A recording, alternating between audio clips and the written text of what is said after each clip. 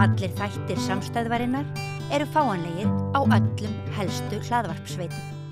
Við ætlum að ræða almannatryggingar eins og við höfum verið að gera hérna svolítið við rauðaborðið og nú komið að Guðmund Inga Guðbrandssyni, félagsmálaráðherra, sem að leggja fram breytingar á almannatryggingum. Af hverju? Já, vegna þess að það virkilega komin tími til að bæta kjör örorkulífeyrisþega, gera kerfið réttlátara. Það hefur verið bent á til dæmis að það sé allt of flókið.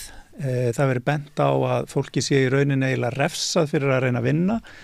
Það hefur verið bent á að það þurfi að stoppa í göt þegar kemur að endurhæfingu og auðvitað síðan líka verið bent á að sérstaklega þau sem að búa ein, að þau hafi svolítið dregist aftur í kjörum á undanförnum árum. Og ég myndi segja allt þetta rétt.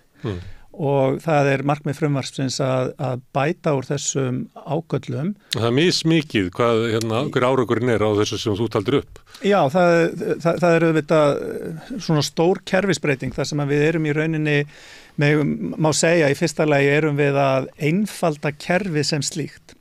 Það að segja í dag eru margir bótaflokkar og við erum að fækka þeim. Það eru skerðingar á þessar greiðslur ríkisins, bótaflokkana, í dag frá fyrstu krónu, ekki krónu á móti krónu en frá fyrstu krónu. Þau getur haldið því að eitthvað sem gert á einum stað sem lítur út eins og sé til þess að bæta hag viðkomandi að það bara breytir engu. Já, og í rauninni kerfið orðið svo ofboðslega plástrað og svo ofboðslega flókið og hann sýndi þetta ágætlega, hann Bergþór varaformaður ÖBÍ, hann var með 2 glærur, önnur sem var með einhverjum 10 eða 15 línum í Excel sem voru þessar mismunandi skerðingar sem að fólk verður fyrir þegar að það fær tekjur og svo yfir í rauninni nýja kerfi þar sem þú ert bara með eina skerðingaprósentu en ekki fyrr en að þú ert búin að ná ákveðnum frítekjumörkum. Það að segja örorkulífeyrisþegi í nýju kerfi getur verið með tekjur upp að 100.000 krónum áður en að greiðslur ríkisins fara að skerðast. Og það þá alveg sama hvaðan þær tekjur koma, hvort sem það eru atvinnutekjur eða lífeyrissjóðstekjur. Ég ræddi hérna sunnudaginn við formenn ÖBÍ, Þroskahjálpar og Geðhjálpar og sumt voru þeir alveg sammála að væri velgert og það sem var kannski mest afgerandi hjá þeim var að það eru núna í dag gríðarlegt vandamál að þeir sem að fara á endurhæfinga örorkulífeyri og eru þar tíma þau geta lent á milli kerfa. Ég hef talað við svoleiðis fólk sem hefur dottið og verið tekjulaust í 3 mánuði, konur sem ég talaði við. Það eru lagfæringar á því. Já, það eru lagfæringar á þessu. Í fyrsta lagi þá erum við að taka upp sjúkra og endurhæfingagreiðslur. Það nýtt heiti í rauninni á því sem í dag eru endurhæfingagreiðslur. Og ástæðan svo að við erum einmitt að reyna að stoppa upp í þessi göt þar sem að fólk hefur verið að missa framfærsluna. Þannig að nýjar greiðslur munu taka til fólks sem að bíða eftir því að komast að í einhvers konar úrræði eða meðferð og líka ef að fólk ennþá of veikt til þess að geta hafið meðferð. Og þetta ekki í dag og mun að okkar mati stoppa upp í þessi göt þegar fólk hefur verið að missa framfærsluna. Og fólk sem að síst af öllum við því. Akkurat. Þetta algjörlega til skammar eins og þeir í dag. Og þetta í rauninni, þetta oft fólki sem að kannski að pingponga í kerfinu. Það byrjar kannski í atvinnutengdri endurhæfingu, til dæmis hjá virk kemst að því að viðkomandi á heima í heilbrigðiskerfinu. Kannski þarf á aðstoð geðheilsuteymis að halda eða eitthvað slíkt. Og þá hefur í rauninni framfærslan oft dottið niður. Þannig að við erum líka að kveða þá á það í lögum að þeir endurhæfingar aðilar sem að eru svona halda meginstefnu til utanum þennan hluta kerfisins, það að segja endurhæfinguna, þeim sem gert að vinna saman að málum þar sem eru svona flókin, þar sem að fólk með fjölþættan vanda og það kannski ekki alveg ljóst hvar áttu heima. Þannig að það sé hægt að leiða hvern og einn einstakling í gegnum kerfið og veitunum svona, getum sagt kannski rétt að þjónustu á réttum tíma. Þannig að hugmyndin að þessir aðilar sem eru þá, þetta heilsugæslan, þetta virk, þetta Vinnumálastofnun og félagsþjónusta sveitarfélagana og svo aðkoma tryggingastofnunar með greiðslur, að þau myndi með sér svona samhæfingarteymi til þess að leiða fólk þarna á milli og þessir aðilar skrifuðu undir viljayfirlýsingu núna í febrúar að ráðast strax í vor í gerð samnings, þannig að sé hægt að byrja að prófa þetta kerfi áður en að lögin verða eða koma til framkvæmda. Annað sem að þær drógu fram var að kjör þeirra sem að hafa aðra tekjur, atvinnutekjur eða lífeyrissjóðstekjur, að það virðist vera að kjör þeirra batni, sem ávið þetta sem við nefndir síðast að eitt af markmánu verið að bæta kjör öryrkja.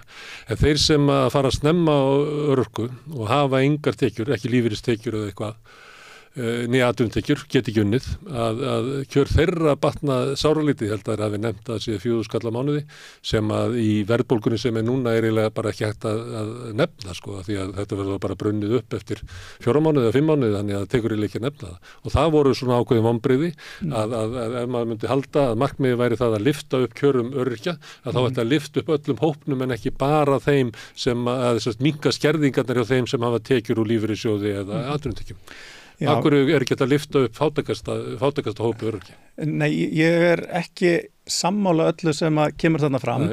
Í fyrsta lagi eins og ég nefndi hérna í upphafi, þá hefur verið mikið ákall það að fólk sem að býr ekki eitt, býr með öðrum, sem að hefur dregist aftur úr undanförnum árum, að það fólk þurfi að hækka. Og manneskja sem að fer unga á örorku, ekki með neinar tekjur og býr ekki ein að hækka rúmlega 30.000 krónur í þessu nýja kerfi, meðan að það alveg rétt að manneskja sem að býr ein, hún að hækka einhverja 4.000-5.000 krónur ef hún ekki með neina atvinnu eða neina tekjur. Já, því að mikið af svona þeim greiðslum sem að lyftinni áður eru feldar inn í grunninn, fara til hinna, en þau sitja kannski uppi með því að vera í sama stað. Þau hækka minna, vissulega, það alveg hárrétt. Og ástæðan svo að þau hafa hækkað meira á undanförnum árum. Þannig að til dæmis 2017 þegar breytingarnar á ellilífeyriskerfinu gengu í gegn, þá var þessi hópur hækkaður. Þessi hópur núna fyrir breytinguna, manneskja sem fyrir unga og örorku með fulla aldursuppbót og heimilisuppbót að fá 460.000 krónur cirka. Meðan að manneskja sem að hið sama gildur og býr ein með eitthvað 375.000 eða eitthvað slíkt. Og svo ef þú býrð ekki einna þá ertu lægri.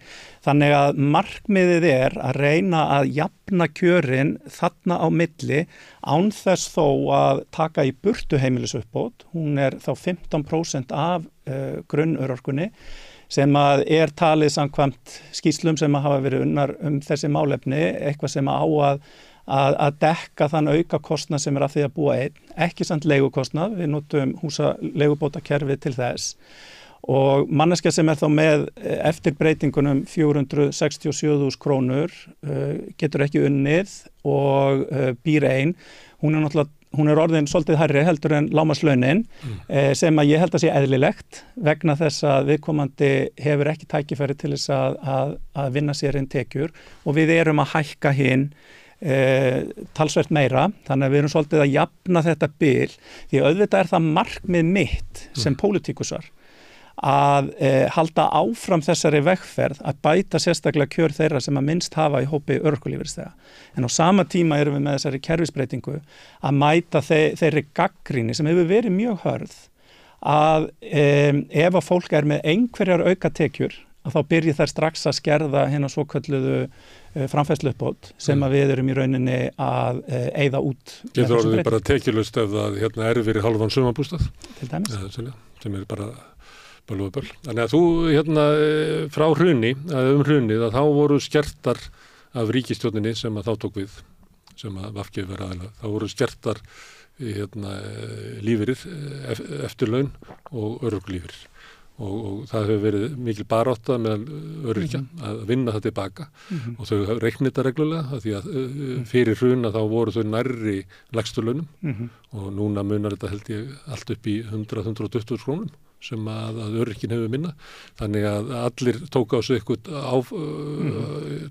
byrðar við hrunið og það hefur verið létt af flestum nema öryrkjum. Og það hefur verið megin krafa þeirra í kjarabaráttunni undanfarið að við viljum lyftast aftur upp og munurinn töluverður. Já, hann alltaf mikill. Og eftir að halda því fram að með þessu frumvarpi að þá verður þessi munur lagaður, að hrunið sé búið í lífi öryrkja? Hann ekki lagaður að fullu leyti, en við stígum skref í þá átt. Þú nefnir það réttilega að þetta bil allt of mikið og ég hjartanlega sammála því. Eins og ég segi, þau sem að búa ein og fara snemma inn á örorku geta ekki unnið fyrir sér að þau eru eftir breytinguna í þessum 467.000 krónum sem náttúrulega hærra heldur en lágmarkslaun í landinu, meðan að hinn sem að búa þá ekki ein fyrirgefðu, að þau væru að hækka upp í með við sömu forsendur upp í 410.000 sem að sem ekki að ná upp í þetta sem að við erum að tala en við erum samt komin nærði og eins og ég segi, ég lít á það sem áfangasigur að geta fært þetta ofar. Svo megum við heldur ekki gleyma því sem hefur einmitt verið krafa til dæmis Öryrkjabandalagsins að það kostnaður sem að fylgir fötlun. Það alls konar auka kostnaður og ég til dæmis steig skref núna síðustu áramót og hækkaði styrki til bifreiðakaupa. Var líka að reyna að koma grænumálunum þar inn með því að það væri jafn hagkvæmt eða kostaði ekki meira að fá sér bíl sem að væri rafmagnsbíl bara til þess að taka þátt í þessum réttlátu umskiptum að þau geti líka átt við fyrir þennan hóp.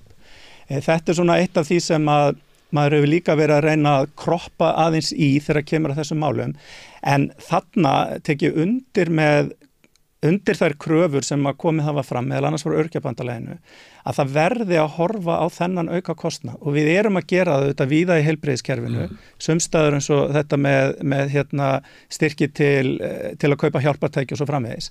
En ég held að þetta sé sérstakt verkefni sem við þurfum að leggjast yfir, bera það saman við... ekki hluti af þessum tillögum? Ekki hluti af þessum tillögum, nei. Bera það saman við önnur lönd, sjá hvar við stöndum. Þetta eitt sem að mér finnst vera svona framtíðamúsík líka og bara hlakka til að vonandi sjá það gerast líka á næstu árum að við höldum þessari vegferð áfram. Hvatinn að breytingunum, ég veit ekki hvort að það sé lagfæring á kjörum öryrkja, einföldun á kerfinu, þannig að það sé ekki svona óréttlátt eins og dæmið sumarbústaðinn og fleiri. En það er líka krafa sem að liggur á baki og var komin í endurskoðun á þessum lögum áður en þú komst inn í ráðuneytið, sem að var eins og í starfsgetumat, sem var svona hugmyndum það að það þurfi að vera þurfi að vera smá svipa í kerfinu til þess að ýta öryrkjum út á vinnumarkaðinn, að við eigum ekki að meta þig af því að þú getur ekki unnið, heldur við eigum að meta hvað þú getur unnið og ef þú getur unnið að einhvers mati 50% vinnu að þá þú að fara út á vinnumarkaðinn að reyna að finna 50% vinnu fyrir mann sem að kannski getur ekki lyft hendinni fyrir ofan axlir en getur hitt og þetta. Þetta var, þannig byrjaði þessi endurskoðun ekki frá kröfum öryrkja, heldur kröfu annara afla í samfélaginu sem að töldu að það væri vandamál í íslensku samfélagi að öryrkjum væri að fjölga of mikið. Að það væri, kerfið ætti að vera þannig að öryrkja kæmi ekki inn og bakvið er einhver hugmyndum að þeim líði svo vel á sorglega lágu bótum að þau sitja þar eftir og fara ekki út. Þess vegna þurfi kerfið að vera að við ýtum öryrkjunum svolítið út. Já, ég held að langbesta leiðin til þess að draga úr nýgengi örorku, þar að segja hversu mörg að bætast við inn í kerfið, er að efla endurhæfinguna. Vegna þess að það er svo margt fólk sem er að detta úr vinnu og endar þannig inn á örorku. Hvort sem að það er vegna einhvers konar slits eftir langa ævi eða vegna geðsjúkdóma til dæmis. Sem er svona kannski, þetta eru svona stærstu orsakaþættirnir. Og við höfum náð árangri á undanförnum árum með því að leggja meiri áherslu á endurhæfinguna. Og það skiptir máli að hún byrji sem fyrst eftir að þú dettur út af vinnumarkaði. Það sýna tölur frá virk til dæmis. Þannig að þess vegna erum við líka að leggja mikla áherslu á endurhæfinguna. En síðan sá hluti sem að snýra matinu, sem sagt matið sem í dag er mjög læknisfræðilegt, þetta örorkumat, að það hefur líka verið svona í fræðaheiminum hort mikið á það og leiðbeininga frá alþjóða heilbrigðismálastofnunin meðal annars að það þurfa að horfa meira til sálrænna og félagslegra þátta. Og við erum þá að stíga það skref líka í þessari breytingu að matskerfið horfi á þessa 3 þætti. Við erum ekki að horfa á kerfi eins og í Bretlandi, þetta breska starfsmatskerfi eða starfsgetumatskerfi. Sem hefur haft hryllilegar afleiðingar fyrir marga einstaklinga. Já, algjörlega og var ekki hugsað til enda. Það sem að við erum að gera umfram það sem að löndin í kringum okkur að gera, að það að horfa á það sem eru kallaðir umhverfisþættir og einstaklingsbundnir þættir. Einstaklingsbundnir þættir, aldur, kyn, dæmis ég tekið umhverfisþættir, til dæmis hverjir eru möguleika þínir á að fá vinnu á vinnumarkaðnum. Eitthvað í umhverfinu, í mögulegu vinnuumhverfi sem að þarf að breyta eða þá ekki til staðar fyrir þig. Þannig að þegar þú tekur þessa þættin í matið, þá viljum við meina að við séum að passa upp á það að þó svo að fólk sé metið, að það eigi að geta stundað hlutastarf, að þá getur það náttúrulega ekki nema að fá í vinnu. Að þetta starf sér til. Já, og að starfi sér til og í sumum tilfellum að það fái þann stuðning sem þarf til þess að geta verið í starfinu, hvað sem að hann er fýsískur, borðstóll eða hvað það er, eða annars konar stuðningur sem er kannski hreinlega bara aðstoð inn á vinnustanum.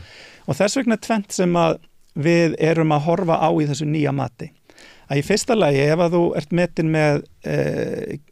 metin þannig að þú að geta stunda hlutastarf, að þá setjum við inn að þú getur hlotið svokallaðan virknistyrk á meðan að þú ert að leita þér að vinnu í alltaf 2 ár.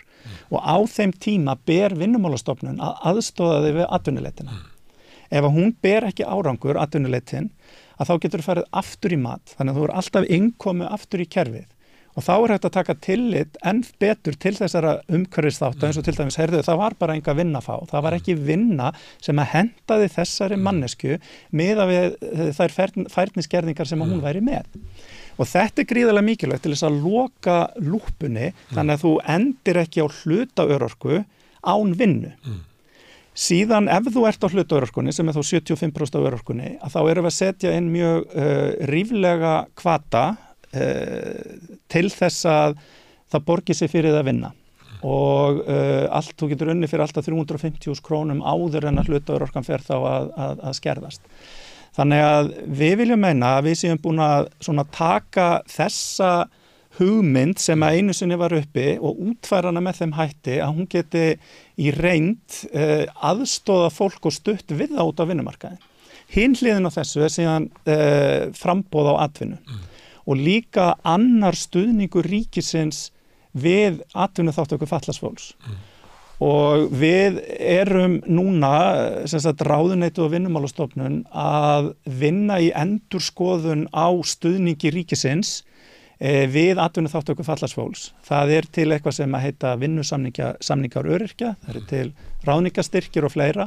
Og þarna erum við að horfa til þess að þetta geti tekið meira mið af fjölbreyttum þörfum fólks. Við getum tekið langtíma sjúkdóma eins og gikt eða geðsjúkdóma, MS-sjúkdómin og aðra slíka sem að koma kannski svolítið í bylgjum eða köstum. Þar hefur fólk verið að detta út á vinnumarkaðnum vegna þess að það er frá vinnu í 2 mánuði eða 5 mánuði. Og hvernig getur þá ríkið stutt í rauninu við atvinnuþátttöku þessa fólks, þannig að þegar að kastið kemur eða sjúkdóminu tekur sig upp, að þú hafir eitthvað möguleika á að halda áfram í þessari vinnu þegar þú kemur tilbaka.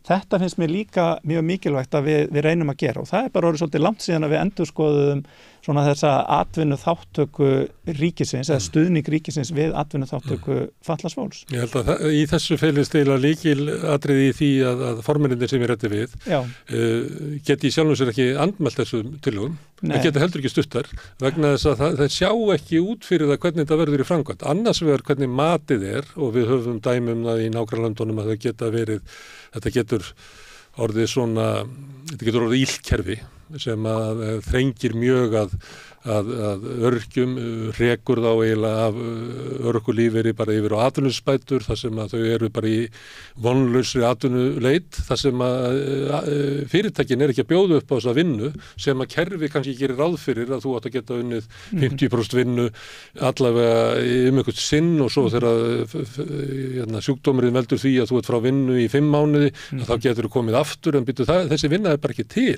þannig að það er tvennt sem annars vegar hvernig verður staðið að matinu og ég velti því fyrir mig þegar ég var að ræða við þar var ekki hægt að gera bara smá test á þessu eins og var gert við tilraunasveitarfélög og fleira, má ekki bara setja 1000 öryrkja í test á þessu og sjá hvernig það virkar áður en það er sko samþykkt því að þetta virkar sömuleyti.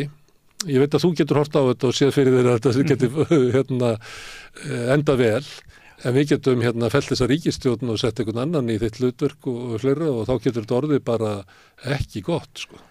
Já, ég þakka trausti í fyrsta lagi en í öðru lagi sko þarna finnst mér vera algjört lykilatriði að það er að við segjum það að manneskja getur aftur fengið mat þegar aðstæður breytast ef hún fær ekki vinnu þá getur við fengið aftur mat og það er algjört lykilatriði og við erum að bæta náttúrulega bæði kjörin og aðstæðurnar fyrir fólk sem er á örorkunni.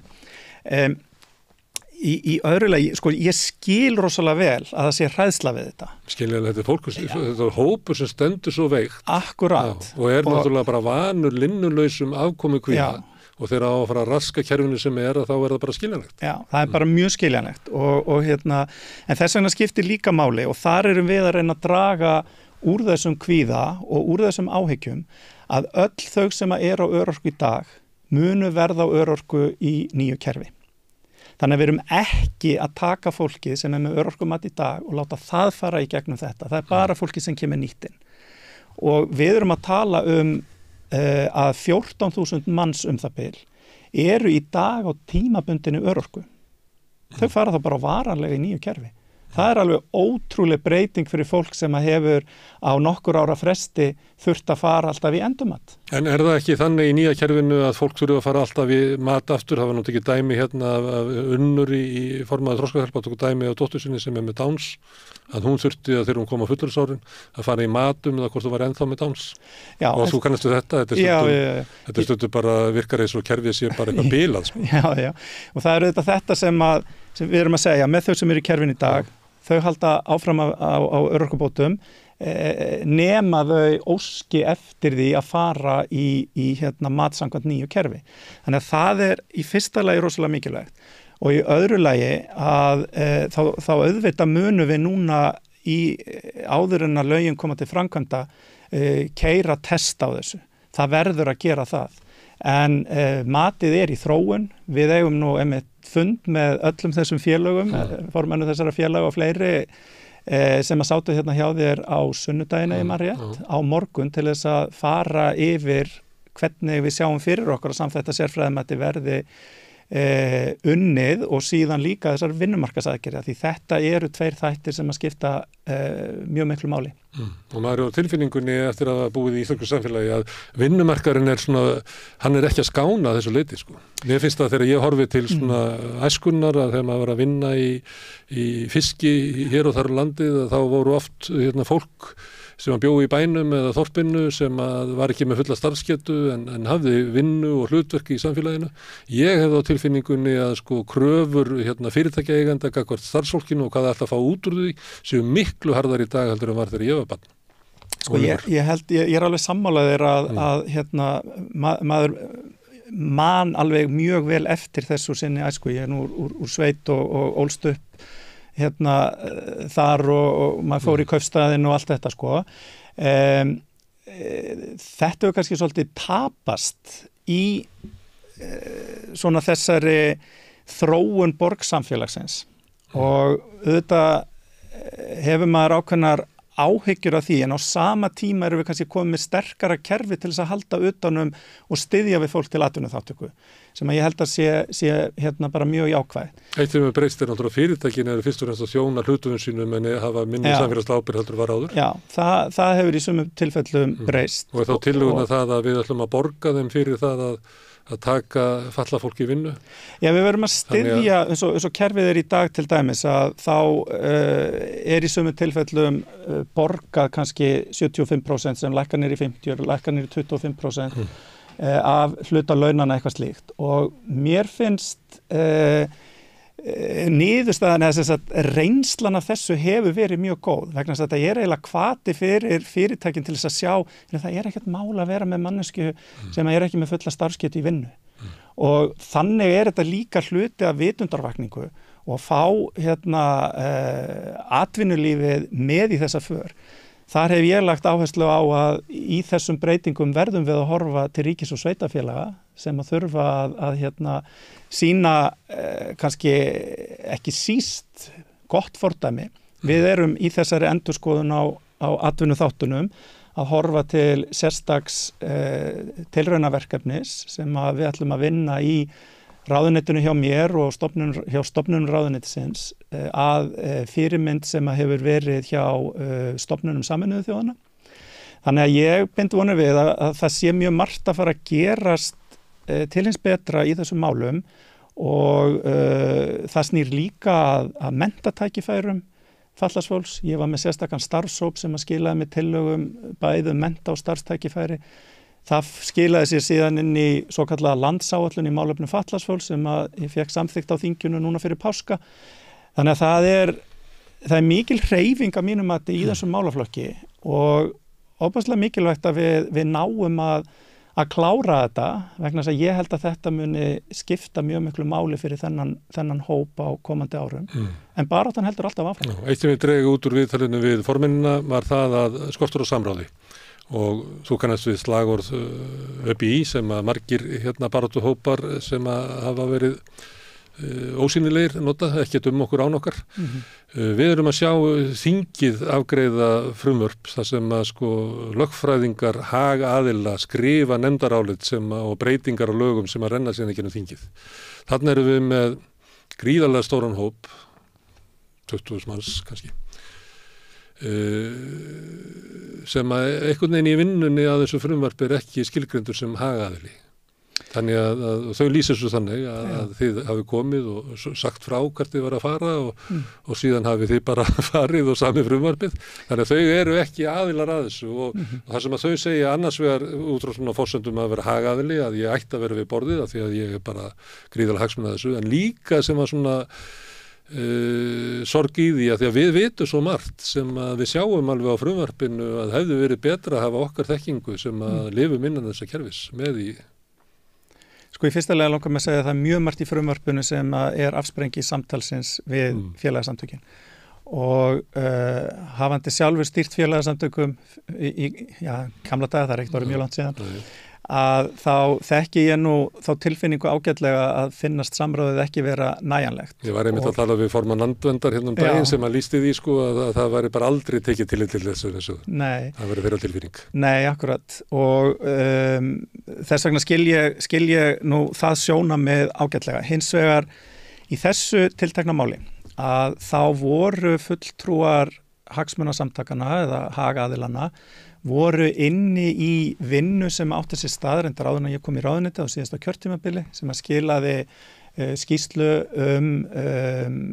í rauninni í hvaða átt við ætluðum að fara með kerfið og þegar ég kom í ráðuneyti þá hugsaði ég, þessum þætti er lokið, núna þarf að vinna frumvarp og ég taldi skynsamlegt að gera það inn í ráðuneytinu án þess að vera að skipa sérstakann starfshóp í kringum það. En þegar við vorum komin á ákveðin stað, það var sennilega í fyrra haustið 23, að þá átti ég fund með geðhjálp, þroskahjálp, ÖBÍ og aldarfélögum þeirra, þar sem að við fórum yfir svona megindrættina, það var svo sem ekkert byrjað að skrifa frumvarpi á þeim tíma, eða eitthvað lítið, fórum yfir megindrættina og ég óskaði eftir viðbröðum þeirra. Og eitt af því sem að þau nefndu var áhyggjur þeirra að ef að farið yrði út í hlutaörorku að fólk myndi enda án atvinnu og það gripaði ekki neitt. Og ég vil meina við höfum svarað því kalli. Annað var þetta með endurhæfinguna og götin í kerfinu þar og ég vil meina við höfum svarað því kalli. Þriðja var að reyna að draga úr flækjustiginu. Ég held okkur hafi tekist það allan einhverju leyti og síðan kem ég aftur til félagasamtakana núna eftir áramótin og þá komin með drögafrumvarpi og við förum í gegnum þetta. Þetta komið inn, það komu ýmsar athugasemdir eðlilega þar. Til dæmis get ég nefnt eina athugasemd sem að, eða tvennt sem ég get nefnt sérstaklega, sem að við breyttum bara áður en þetta fór í samráðsgáttina, eða allavega öðru atriðinu áður en það fór í samráðsgáttina og sennilega hinu áður en það fór inn í þingi, skiptum kannski ekki öllu máli. Og það var til dæmis með þessi frítekjumörk, að þau hafa hingað til ekki tekið breytingum eins og greiðslu ríkisins hver áramót. Þannig að við breyttum því. Þannig að núna eiga þessi frítekjumörk að fylgja hækkunum sem er gríðarlega mikið hagsmunamál og ég ákvað að bregðast við þessari athugasemd af því að mér fannst hún bara mjög góð og sjálfsögð og við höfum vissulega rætt þetta í ráðuneytinu, settum þetta svona fram til þess að sjá líka bara viðbrögðin. Þannig að það er eitt dæmi og annað dæmi er náttúrulega öll þau sem eru á tímabundinni örorku í dag og var reyndar eitthvað sem að ég ákvað nú eiginlega að þau yrðu bara öll á örorku í nýju kerfi sérstaklega til þess að draga úr áhyggjum fólks og svo sem var ekki bent eitthvað sérstaklega á þetta heldur það svona bara umræðan sem maður skynjaði. Þannig að ég veit það að þau voru ekki við borðið við að skrifa frumvarpið en svo átti ég auðvitað reglulega líka fundi bæði með sérstaklega með ÖBÍ en ég meina ábyrðin á frumvarpinu er algjörlega mín, hún er einskis annars og ráðuneytis mín. Þá aðra ráðherrar sem eru að leggja fram frumvarp sem oft eru meira og minna bara samin af óskum hagaðila, það á ekki við þetta frumvarp. Þetta er svona Já, ég vil nú meina mjög margar óskir hagaðalina hafi komið þarna í gegn sko, þannig en vissulega ekkert allar. Herðu, en eitt í þessu að því að þú talar þetta kerfið sér flókið og það er einhver leyti rétt og einhver leyti er þetta líka hálfgerð svona þjóðsaga og ég held að séu margir þingmenn sem að einfallega hafi ekki sett sig inn í kjör öryrkja. Vegna þess að það er alltaf verið að segja við fólk að þetta er svo flókið. Það var bara eiginlega Pétur Blöndal sem skilur þetta og hann er dáinn. Það er eiginlega, og ótti formannana var meðal annars það að frumvarpið færi í gegnum þing og fyrst í ríkisstjórn og síðan í gegnum þing án þess að fá raunverulega þá umræðu sem þá skilið. Þetta er eitt af allra stærstu málunum sem eru á borðu þingsins í dag. Það er bara þannig. Sammála því. Já. En ég er ekkert viss að ef við tækjum inn að þingmenn bara að handahófi þeir færi að ræða þetta mál, ég er ekki viss það og það ég held að þessi raunverulegur ótti eða hann byggir á raunveruleika að hættan er svo að frumvarpi fari í gegnum þingið án þeirra umræðu sem að áraunverulega skilið. Já. Þannig að reyni ekki nógu mikið á þetta. Skil hvað mennar. Nú er frumvarpi búið að fara í gegnum fyrstu umræðu og var svona allnokkur umræða það. Þetta er frumvarpi tiltölulega langt og fyrir þau sem að þekkja til almannatryggingakerfisins kannski einfaldara átta sig á þessu heldur en önnur og ég lagði mig nú líka fram það að bjóða upp á kynningu fyrir bæði stjórnarandstöðu og stjórnarþingmenn áður en ég fór með þetta inn í þingið, mér fannst það mjög mikilvægt og líka inn í velferðarnefnd áður en ég fór með þetta inn í þingið og reyndar áður en ég fór með þetta í gegnum ríkisstjórn. Ég held að það skipti máli, nú formaður velferðarnefndar er Steinunn Þóra Árnadóttir í VG og hún hefur heilmikla þekkingu á þessu kerfi, bæði sem notandi þess og líka bara hefur lagt sig eftir þessum málum í þinginu, í þau rúmu 10 ár sem að hún hefur verið á þinginu. Það er svona sennilega meiri þekking inn í velferðarnefnd að sjálfsögðu og þar hefur fólk líka verið að kynna sér kerfið á þessu kjörtímabili. Við höfum verið að hitta þau í ráðuneytinu.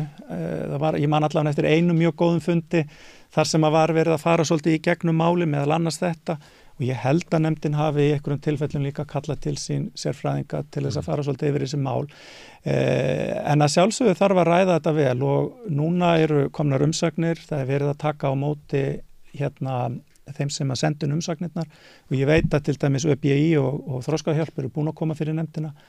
Þannig að núna tekur við vinnan að er eitthvað þarna sem að þarf að betrumbæta sem að ég útiloka alls ekki því að það er líka hlutverk þingsins að takast svolítið á við það verkefni. Já, við getum bara hvatt þingmenn til þess að setja sig inn í þessi mál því að þetta er eitt af stóru málunum sem eru þarna. Þannig að þú sett ekki í þingsal að tala bara við Ingu Sæland og nafnaðinn, Guðmund Inga og Steinunni Þóru.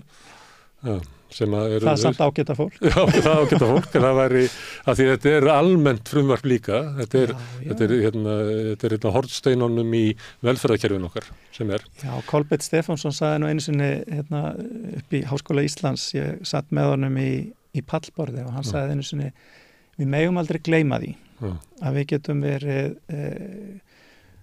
einum hamborgara frá því að fá hjartaáfall og korteri frá því að lenda í slysi. Þetta kerfi er til þess að grípa okkur. Já. Og það er fyrir þá sem eru heilbrigðir að þá hvet ég líka fólk til þess að velta þessu fyrir sér. Því ég hef tekið viðtal við margt fólk sem að hefur orðið fyrir slysi eða veikindum og það er svolítið sammert á því að öryggisneti sem að við trúum að grípa okkur er miklu gistnara heldur að fólk gerir sér almennilega grein fyrir. Og það held ég sé mikilvægt að við séum einhverja vitund það í samfélaginu hvernig öryggiskerfið raunverulega er.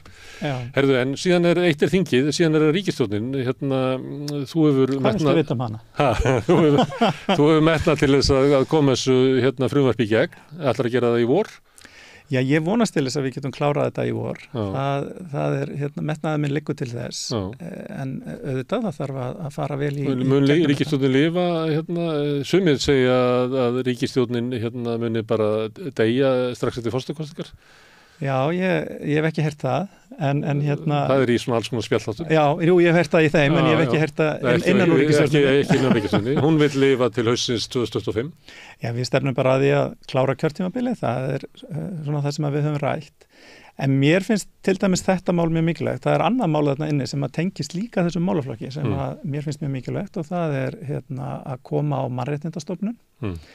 Við Ísland er eitt af fáum ríkjum í Evrópu sem er ekki með mannréttindastofnun eða svona sjálfstæða mannréttindastofnun og það skiptir máli til þess að uppfylla þau skilyrði að geta lögfest samning Sameinuðu þjóðanna um réttindi fatlaðs fólks. Það mál fer svolítið í taugarnar á hægri hluta hægri flokksins í ríkisstjórninni. Já, það Eila meira þetta, því ég hef ekki heyrt mikil andmæli við þessu frumvarpinu. Þetta er svona, sumt fer mikið í taugarnar á okkur vinstrimönnum og sumt fer í taugarnar á hægrimönnum. En þetta er bara mál sem er stórt mannréttindamál og stór liður í því að við stígum þýðingamikil skref í réttindabaráttu fatlaðs fólks. Þú hefur metnað að því að afgreiða almannatryggingamálið og mannréttindaskrifstofu. Mannréttindastofnun, já, ég hef metnað til þess. Já. Þú ert formaður VG og þannig svona gengið á ykkur í dag í skoðanakönnun. Já, það mættu nú vera aðeins betri. Já. Hvernig metur þetta? Hvað er? Hvernig ætli þið að ná viðspyrnu sitjandi í þessari ríkisstjórn? Allir stjórnarflokkarnir hafa tapað miklu fylgi. Við skulum heldur ekki gleyma því að sjálfstæðisflokkurinn er mjög lár miða við svona sögulegt fylgi sitt. En hann hefur heilsu til gangs. Þið hafið svo slæma heilsu að þið hafið ekki heilsu til gangs. Og Framsókn líka mist heilmikið fylgi. Já. Við vissulega kannski erum komin, ég myndi segja bara á hættulegan stað, eðlilega. Mér finnst skipta mjög miklu máli að okkar rödd heyrist áfram í samfélaginu, algjörlega. Þannig að verkefni framundan hjá okkur er að bæði rífa upp starfið innan VG, finna betur okkar hillu aftur. Ég held að það sé ákveði rými að skapast bæði í grænum málum og í vinstri málum sem að verður spennandi að sjá á næstu misserum hvernig svona hið pólitíska landslag mun þróast. En er hægt að ná þessari viðspyrnu og endurskoðun verandi í ríkisstjórn? Það kannski alltaf erfiðar að ná viðspyrnu þegar þú ert í ríkisstjórn vegna þess að þar það eru meiri kröfur að sjálfsögðu, þú ert að gera málamiðlanir og svo framvegis, en við viljum láta reyna á það að ná þessari viðspyrnu og þetta er stóra málið núna í samfélaginu er að ná niður verðbólgu og vöxtum. Það eru þetta svona verkefni sem við getum öll saminast og sama tíma við erum að reyna að klára líka önnur mikilvæg verkefni. Ég fekk til að tala við almannatryggingar en ég ætla ekki að nærra því inn í umræður almenn stjórnmál. Ég ætla samt að spyrja því, hefur þú metnað til þess að vera formaður VG lengi ennum sinn? Lengi ennum sinn. Ég hef ekki tekið ákvörðun það hvort að ég ætla að gefa kost á mér. Ég ætla að leyfa bara þeirri hugmynd að malla svolítið í undir meðvitundinni. Hvenær eru þið með ráðgert flokksþing? Sko landsfundur, ef hann verður á svona reglubundum tíma, þá er það á fyrri hluta árs 2025, en svo þurfum við að sjá hvort að við hittumst fyrir til þess að kjósa nýja forystu og ég nú þeirra skoðunar að við eigum að gera það því að það er mikilvægt að ný forysta fari inn í síðasta vetur. Og hafi skýrt umboð sinna flokksins. Já, mér finnst það mjög mikilvægt. Þannig að þú upplifir að þú sért ekki alveg, þú ert formaður, stundum eftir sagt þú sért eins og sért sitandi formaður og þú ert formaður bara. Já, ég er sitandi og standandi og starfandi og líka bara formaður. Þannig að maður er það náttúrulega bara þangað til að verður kosin formaður. Herðu, Guðmundur Ingi, kæra þakki fyrir að koma hingað. Sömuleiðis. Takk fyrir. En við ætlum að sitja hérna áfram og reyna að skilja samfélagið sem við lifum í. Næsti kafli er eftir augnablik. 60% eflingarfólks á erfitt með að ná endum saman. Hvernig er hægt að réttlæta það? Efling stéttarfélag. Barátta fyrir betra lífi.